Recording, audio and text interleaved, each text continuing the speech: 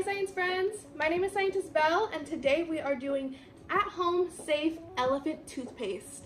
So you're going to need a few things for this. You're going to want a tray or something to hold this reaction, or just putting a paper bag over your table works too.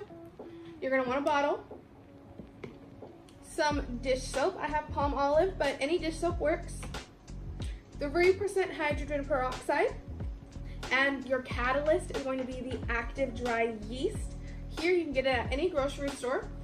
You are going to want to mix and dissolve it into about 2 to 3 tablespoons of warm water, which I have already done here. And you'll also want some food coloring if you want to make your experiment a little pretty. Let's get started. So we're going to start by putting our hydrogen peroxide into the bottle. You'll want to fill it about 1/4 of the way.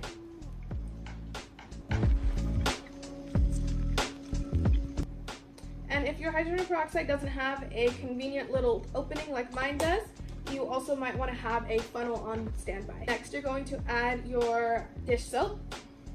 And just a few squirts will work, but you know you can never have too many bubbles. Now is the point where you are going to want to add your food coloring. My dish soap is already blue, so I'm going to add a little bit of yellow and some more blue to see if I can get a pretty green color. Okay, and lastly we have our catalyst here. So you want to make sure your tray is clean and empty. And right in the middle, just in case any extra foam bubbles up, I am going to use my funnel for this.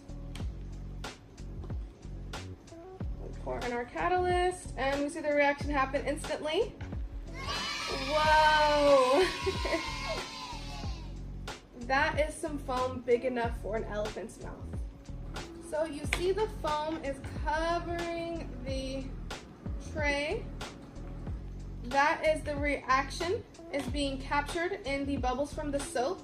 If you put your hands close, you don't want to touch it, but you put your hands really close, you'll feel that there's a warmth coming from it. That is because there is an exothermic reaction.